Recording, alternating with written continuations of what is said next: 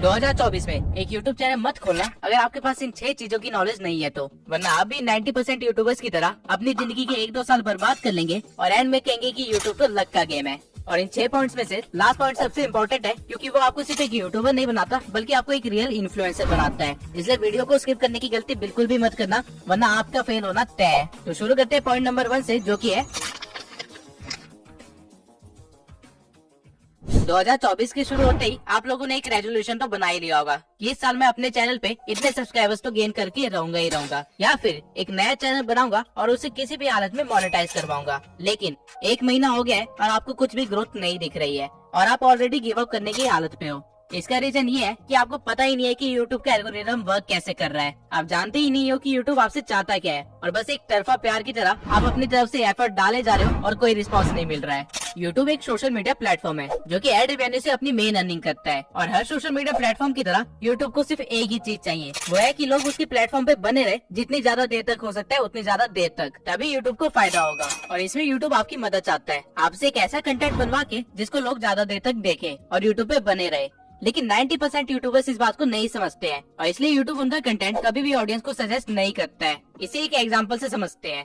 मान लेते हैं आपने एक नया यूट्यूब चैनल खोला और आपने अपनी एक वीडियो अपलोड करी। यूट्यूब उस वीडियो के टाइटल, डिस्क्रिप्शन और कीवर्ड्स के बेसिस पे उस वीडियो को कुछ लोगों को सजेस्ट करेगा, जिसके बाद वो लोग आपके थंबनेल के बेसिस पे आपकी वीडियो पे क्लिक करेंगे और उसे देखेंगे, जिससे यूट्यूब को ये पता चल जाएगा कि आपकी वीडियो किस तरह की लोगों को पसंद आ रही है। और फिर यूट्यूब सिमिलर इंटरेस्ट वाले लोगों को आपकी वीडियो भेजेगा और फिर चेक करेगा कि वो लोग आपकी वीडियो पे कैसे रिएक्ट कर रहे हैं। यूट्यूब बेसिकली 2 चीजों को ट्रैक करता है, वॉच टाइम और एंगेजमेंट। यूट्यूब देखेगा कि जिन लोगों को उसने आपकी वीडियो सजेस्ट की थी वो कितनी देर तक आपकी वीडियो देख रहे हैं। अगर ऑडियंस उसे काफी देर तक देख रही है या फिर पूरा देख रही है तो यूट्यूब उस वीडियो को और ज्यादा प्रमोट करेगा और ज्यादा से ज्यादा लोगों को दिखाएगा, क्योंकि इस वीडियो की वजह से लोग यूट्यूब पे 7 से 10 मिनट एक्स्ट्रा रुक रहे हैं, जिससे यूट्यूब काफी मोटा पैसा छाप रहा है। वहीं अगर इस वीडियो की ऑडियंस रिटेंशन कम होती तो यूट्यूब इसे सजेस्ट करना बंद कर देता, क्योंकि यूट्यूब अपनी ऑडियंस का मूड खराब करके उसे दूसरे सोशल मीडिया प्लेटफॉर्म पे नहीं भेजना चाहता है। ठीक इसी तरह अगर आपकी ऑडियंस आपकी वीडियो पे एंगेज कर रही है, यानी कि लोग उस पे कमेंट कर रहे हैं या फिर उसे शेयर कर रहे हैं, तो भी यूट्यूब आपकी वीडियो को प्रमोट करेगा, क्योंकि अगर आपकी वीडियो शेयर की जा रही है तो लोग बाकी प्लेटफॉर्म को छोड़ के आपकी वीडियो देखने आ रहे हैं, जिससे अगेन यूट्यूब का मेन मोटिव कंप्लीट हो रहा है, लोगों को अपने प्लेटफॉर्म पे रोके रखना। और वहीं अगर आपकी वीडियो पे कुछ ज्यादा कमेंट्स आ रहे हैं तो काफी सारे लोग कमेंट्स का रिप्लाई भी करेंगे, बहसबाजी भी करेंगे और किसी न किसी तरह एंगेज करेंगे, जिससे आपका तो मेंटल पीस खराब हो जाएगा, लेकिन यूट्यूब अपना पैसा छाप लेगा आपको कुछ एक्स्ट्रा मिनट इस प्लेटफॉर्म पे रोक के। लेकिन वही अगर आपकी वीडियो एंगेजमेंट ला के नहीं दे पा रही है या फिर वॉच टाइम ला के नहीं दे पा रही है तो यूट्यूब आपकी वीडियो को यूजलेस समझेगा और उस पर अपना टाइम वेस्ट नहीं करेगा।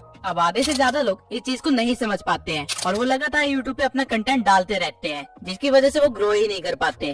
आपको इस चीज को समझने की जरूरत है कि यूट्यूब आपसे आपकी वीडियोस नहीं चाहता है, वो आपसे आपका वॉच टाइम और एंगेजमेंट चाहता है। और ये चीजें कैसे लानी है, आपको इस चीज पे ज्यादा फोकस करना चाहिए। और एक और बहुत इंपॉर्टेंट चीज, एल्गोरिथम टाइम के साथ चेंज होता रहता है। 2014 में जब यूट्यूब पे ज्यादा क्रिएटर्स नहीं थे तब डजंट मैटर कि आप किस तरह की वीडियो बना रहे हैं, अगर आप ज्यादा वीडियोस डाल पा रहे हैं तो आपका वायरल होना कंफर्म था, क्योंकि उस टाइम पे यूट्यूब को ऑडियंस को अपने प्लेटफॉर्म पे लेके आना था, जो कि रेडियो या टीवी पे घुसे रहते थे। यूट्यूब उनको अपने प्लेटफॉर्म में फंसाना चाहता था, इसलिए उस टाइम पे जितनी ज्यादा वीडियोस होती थी उतनी ज्यादा वेरायटी होती थी और उतनी ज्यादा लोग अट्रैक्ट होते थे। लेकिन 2018 में जब क्रिएटर्स काफी ज्यादा हो गए थे तब यूट्यूब अपनी ऑडियंस को बुला नहीं रहा था, बल्कि जो ऑडियंस उसके पास है उनको सस्टेन कर रहा था। इसलिए उस टाइम पे यूट्यूब ने लंबी वीडियोस को प्रमोट करना स्टार्ट कर दिया था। अगर आप उस टाइम पे कुछ 1 घंटे की वीडियो या फिर 30 मिनट की वीडियोस बनाते तो आपके वायरल होने के 90% चांसेस ज्यादा थे। और इसके बाद 2020 में एक और चेंज आता है, जब टिकटॉक और रील्स का जमाना स्टार्ट हो जाता है। अब लोगों को लंबी वीडियो नहीं देखनी थी, बल्कि उनको जल्दी जल्दी वीडियोस देखनी थी, और इसलिए यूट्यूब ने शॉर्ट्स इंट्रोड्यूस किए। और इवन अभी भी यूट्यूब शॉर्ट्स को काफी ज्यादा प्रमोट कर रहा है, क्योंकि शॉर्ट्स देखते देखते कब 1-2 घंटे निकल जाए पता ही नहीं चलता।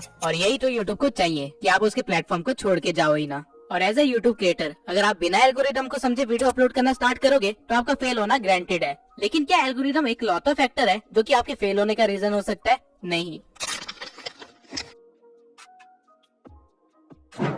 अगर आप अभी तक इस भ्रम में जी रहे हैं कि आप रोज वीडियो डालेंगे और आपकी कोई ना कोई वीडियो तो वायरल हो ही जाएगी, तो आप बहुत ही जल्दी अपनी मेहनत और टाइम बर्बाद करके क्विट करने वाले हैं, क्योंकि आपको इस चीज को समझने की बहुत ही ज्यादा जरूरत है कि क्वालिटी ओवर पावर्स क्वांटिटी। अगर आप 2 चैनल्स खोलते हैं जिनमें से आप एक चैनल पे साल में सिर्फ 4 क्वालिटी वीडियोस बनाते हैं और वहीं दूसरे चैनल पे साल में 365 वीडियोस बनाते हैं, लेकिन सारी वीडियोस बिलो एवरेज है, तो वो जो 4 वीडियोस वाला चैनल है वो मिलियन सब्सक्राइबर्स गेन कर चुका होगा, वही 365 वीडियोस वाला चैनल हो सकता है कि 10,000 सब्सक्राइबर्स भी गेन ना किए हो। रीजन बीइंग कि वो 4 वीडियोस की क्वालिटी 365 वीडियो से भी ज्यादा है और यही रीजन है कि डिकोडिंग वाईटी, मैं और कई सारे छोटे चैनल से इतनी जल्दी ग्रो कर पाए, वो भी इतनी कम वीडियोस में, क्योंकि ये चीज हमें पता थी। अगर आपको क्वालिटी कंटेंट बनाने में 1 महीना लगता है तो कोई बात नहीं, लेकिन बिलो एवरेज कुछ भी मत दिखाइए, क्योंकि अभी यूट्यूब पे ऑप्शंस की भरमार है। अगर ऑडियंस को आपकी वीडियो पसंद नहीं आई तो वो किसी और के चैनल पे जाके उसकी वीडियोस देख लेंगे और यूट्यूब ये चीज देखेगा तो यूट्यूब उसके चैनल को प्रमोट करेगा। वहीं अगर ऑडियंस को आपकी वीडियो पसंद आ गई तो वो आपकी वीडियोस के लिए वेट क्या करेंगे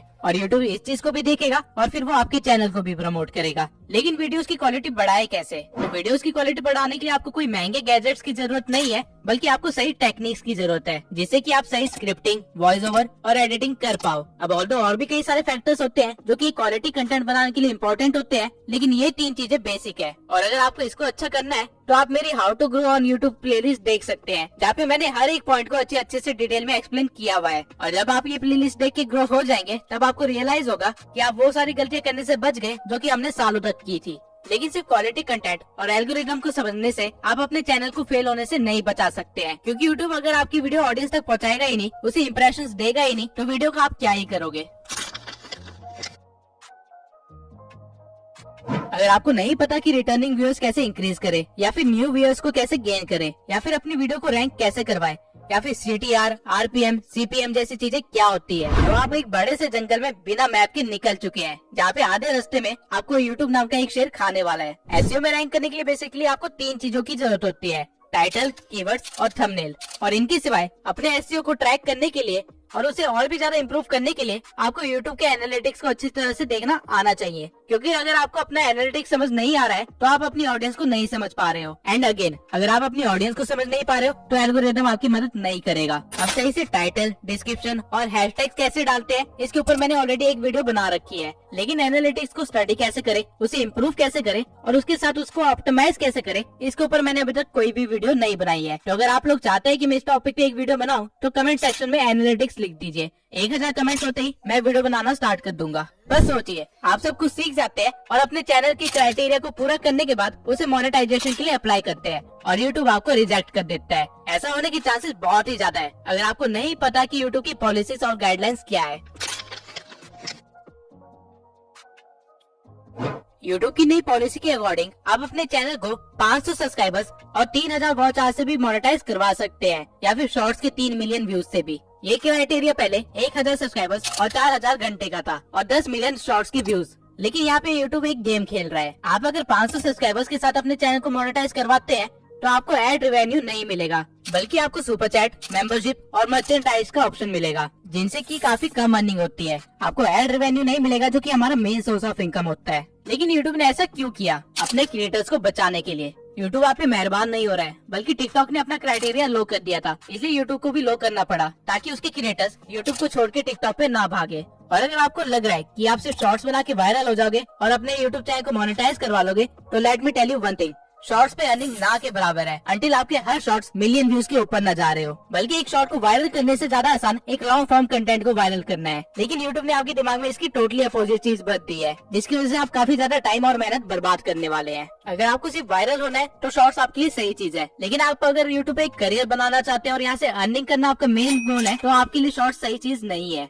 इसके सिवाय AI के ट्रेंड में होने के कारण YouTube ने AI से रिलेटेड भी काफी सारी पॉलिसीज निकाली है, लेकिन इन पॉलिसीज में कहीं पे भी AI वॉइस यूज करने से मना नहीं किया गया है, अंटिल आप किसी और की वॉइस को क्लोन करके अपनी वीडियो बना रहे हो। अगर आप 11 लैब्स जैसी किसी वेबसाइट से अपनी वॉइस जनरेट करवा रहे हो तो कोई प्रॉब्लम नहीं है, लेकिन अगर आप उसको बोलते हो कि डोनाल्ड ट्रम्प जैसी वॉइस को क्लोन करके आपकी वीडियो बनाए, तो आपके लिए एक प्रॉब्लम है। सेम वे में अगर आप AI से कोई वीडियो 0 से एडिट करवाते हो तो कोई प्रॉब्लम नहीं है, लेकिन अगर आप किसी और का कंटेंट उठा के उसे AI में डाल के कुछ और बनवाते हो और फिर उसे YouTube पे अपलोड करते हो, तो आपके लिए एक बहुत ही बड़ी प्रॉब्लम है। और इवन आप AI की वॉइस को भी लगातार यूज नहीं कर सकते हो डायरेक्टली, वरना वो रीयूज कंटेंट में आ जाएगा। आपको अपनी वॉइस को थोड़ा सा एडिट करना पड़ेगा। ठीक इसी तरह कॉपीराइट क्या है, इससे कैसे बचा जाता है और सही तरीके से किसी को एट्रीब्यूट्स कैसे दिए जाते हैं ताकि कभी लीगल केस में ना फंसे, इन सब की नॉलेज होना बहुत ही जरूरी है। वरना मैं ऐसे भी कई क्रिएटर्स को जानता हूँ जिनके मिलियंस में सब्सक्राइबर्स थे, लेकिन ये पॉलिसी गाइडलाइंस को वायलेट करने की वजह से रातों रात उनका चैनल गायब हो गया। कॉपीराइट के ऊपर मैं अलग से एक डेडिकेटेड वीडियो जरूर बनाऊंगा, क्योंकि ये एक बहुत ही बड़ा टॉपिक है और साथ में काफी कॉम्प्लेक्स भी है। आप कह सकते हैं कि इसको समझाने के लिए एक लॉ की डिग्री होना बहुत ही जरूरी है, क्योंकि यूट्यूब की कॉपीराइट पॉलिसी यूएसए के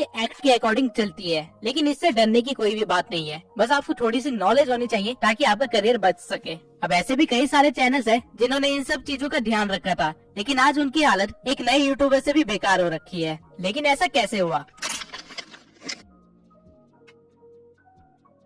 यूट्यूब एक रियल बिजनेस है और हर बिजनेस की तरह यहाँ पे भी कंपटीशन है, और अगर आप अपने कंपटीशन को नहीं भाप पाए तो आपका कंपटीशन आपको खत्म कर देगा। और कुछ ऐसा ही हुआ है जुन्नू की टेक और फैक्ट टेक के साथ। और ये प्रॉब्लम आपको सिर्फ तब नहीं आएगी जब आप ग्रो कर चुके होगे, बल्कि आप जब ग्रो करने की कोशिश कर रहे होगे तब आपको रियलाइज होगा कि आपसे बेहतर चैनल्स आपके बिल्कुल बगल में ही खड़े हैं और आपसे कम्पीट कर रहे हैं। और अगर आपको उनको पीछे छोड़ना है तो आपको कुछ ऐसा करना पड़ेगा जो कि कोई और नहीं कर रहा है, वरना आप भी 90% यूट्यूबर्स की तरह इस कंपटीशन में दब के खत्म हो जाओगे। अब अगर आप सोच रहे हैं कि मैं नीश ही ऐसे सिलेक्ट करूंगा जिसमें कंपटीशन ना के बराबर हो, तो आप बहुत ही गलत हो, क्योंकि ऐसी कोई भी नीश नहीं है जिसमें कंपटीशन ना हो। आप कुछ भी इमेजिन कर सकते हैं और जब आप सर्च करेंगे तो आपको उसमें कंपटीशन मिलेगा ही मिलेगा। तो कंपटीशन से बचे कैसे? इसका सिर्फ एक ही तरीका है कि आपको ट्रेंड के साथ चलना पड़ेगा, एडेप्टेशन करनी पड़ेगी और साथ में अपनी एक यूनिक आइडेंटिटी बिल्ड करनी पड़ेगी। इवन हमारी नीश में भी काफी सारे क्रिएटर्स 5 साल से भी पहले बैठे हुए हैं, लेकिन पिछले 1 साल में एक नया ट्रेंड आया है जिसकी वजह से इन बड़े क्रिएटर्स को भी मुश्किल का सामना करना पड़ रहा है। वो है एडिटिंग का ट्रेंड। ये सारे क्रिएटर्स अपनी फेस कैम वाली वीडियोस को हटा के अब एक व्हाइट बोर्ड पे आ गए हैं, जहाँ पे ये व्हाइट बोर्ड पे सारी चीजें एक्सप्लेन कर रहे होते हैं। लेकिन नए ट्रेंड में जहाँ एडिटिंग के थ्रू हर चीज को एक्सप्लेन किया जा रहा है, उसे ये अडेप्ट नहीं कर पाए, जिसकी वजह से छोटे चैनल्स भी इनसे ज्यादा व्यूज ले जा रहे हैं। और ठीक इसी तरह छोटे चैनल्स में भी कंपटीशन काफी ज्यादा बढ़ गया है, जहाँ पे ग्रो करने के लिए आपको कुछ यूनिक करना पड़ेगा। और वो कोई भी छोटी सी चीज हो सकती है, चाहे आपके बोलने का तरीका हो सकता है, आपकी स्क्रिप्टिंग का स्टाइल हो सकता है, या फिर मेरी तरह एक एआई अवतार हो सकता है, लेकिन कुछ अलग जो कोई और ना कर रहा हो।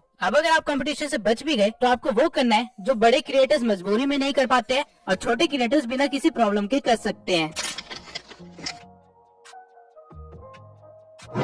2024 में हर क्रिएटर को पता है कि उसकी ऑडियंस की वैल्यू कितनी है, इसलिए वो रेगुलर बेसिस पे Q&A और लाइव स्ट्रीम्स करते रहते हैं। लेकिन अगर आपने इन चीजों को इग्नोर करने की गलती की तो आपका यूट्यूबर बनने का सपना सपना ही रह जाएगा। ऑडियंस को कोई सेलिब्रिटी नहीं चाहिए, बल्कि उनको एक मेंटोर या फिर एक फ्रेंड चाहिए जिससे वो इन्फ्लुएंस हो सके या फिर जिनके साथ वो आगे बढ़ सके। और ये डिफरेंस आप तभी क्रिएट कर सकते हैं अगर आप उनसे एंगेज हो, डायरेक्ट डीएम के थ्रू, कमेंट्स के थ्रू, Q&A के थ्रू या फिर लाइव स्ट्रीम के थ्रू। जब तक मेरे इस चैनल पे 10,000 सब्सक्राइबर्स नहीं हो गए थे, तब तक मैं अपने इंस्टा पे डायरेक्ट डीएम के थ्रू हर एक बंदे का रिप्लाई किया करता था और उनकी हेल्प करता था। मैं पर्सनली भी काफी लोगों को गाइड किया है और मैसेजेस के थ्रू मैंने 1000 से भी ज्यादा लोगों से एंगेज किया है और उनको इस बात से खुशी मिलती है। वो लोग मुझे एज ए यूट्यूबर से बढ़ के एक फ्रेंड और एक मेंटोर की तरह देखते हैं और अनकंडीशनली सपोर्ट भी करते हैं। और इसी वजह से मेरा नेटवर्क भी इतना स्ट्रॉन्ग हो पाया, जिसकी वजह से मुझे काफी सारे नए यूट्यूबर से मिलने का मौका मिला और काफी सारे स्ट्रगलर से भी मिलने का मौका मिला, और हम सब एक दूसरे की हेल्प करते हुए आगे बढ़े हैं।